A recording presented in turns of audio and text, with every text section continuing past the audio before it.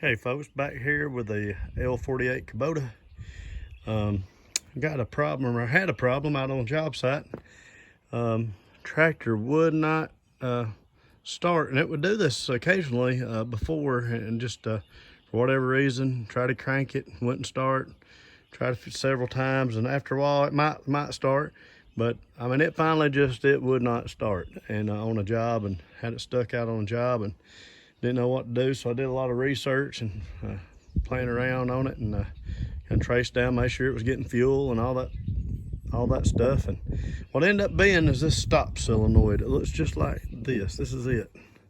This is the one I took out, the old one that's not working correctly. And all you have to do to really diagnose this, let me show you where it goes on the tractor first. So I'm sorry, you can't work on one of these things and then they put a front end loader on them, which very handy, by the way. But right here, so you see the new one that I just put on, and that's where it goes on the tractor.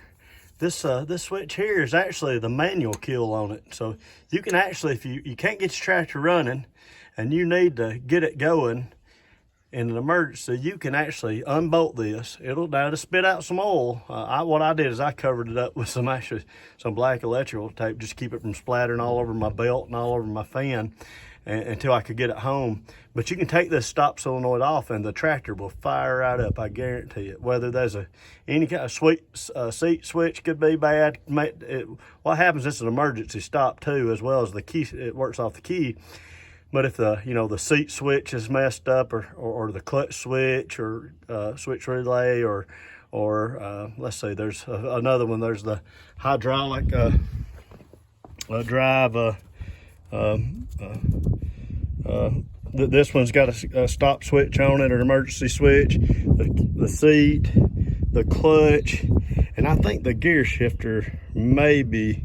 Depending on what the situation is, it won't crank unless it's in neutral. There's maybe another, PTO. The PTO is the other one.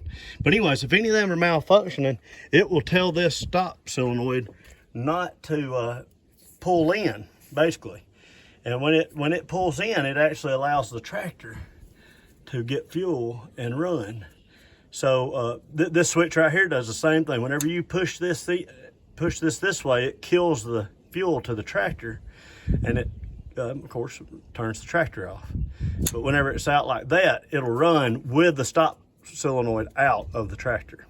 So if yours is not working correctly, you can try that first. If your tractor won't crank, pull this stop solenoid out. It takes two, I think it's 12 millimeter nuts there, hold it in, and take it out and see if that thing will fire up. If it does, that's your problem. Now another way to make sure it's that and not, well, it could be your problem. It could be the switch, one of those emergency switches at the seat or the clutch, or the four places I just mentioned. Now, if one of those is your problem, this is not faulty. The way to tell if this is faulty or not is simply by unplugging it. Well, the plug's around here on this side. You can unplug it. It's real easy to unplug. It's got two prongs on it. Test those two prongs, turn the switch on to the tractor. Test these two prongs with a voltage meter. And if you get, of course, make sure you put one prong on the tractor somewhere for ground, and one prong voltage meter on one of the prongs, and you should get 12 volts on both prongs actually. So, but make sure you got a ground on your voltage meter. You won't get the 12 volts. It should get exactly what the battery's putting out voltage wise when the switch is on. And if it doesn't, then that means you're not getting power to the solenoid. Hopefully that makes sense to everyone. Hope this helps. L48 Kubota tractor loader backhoe.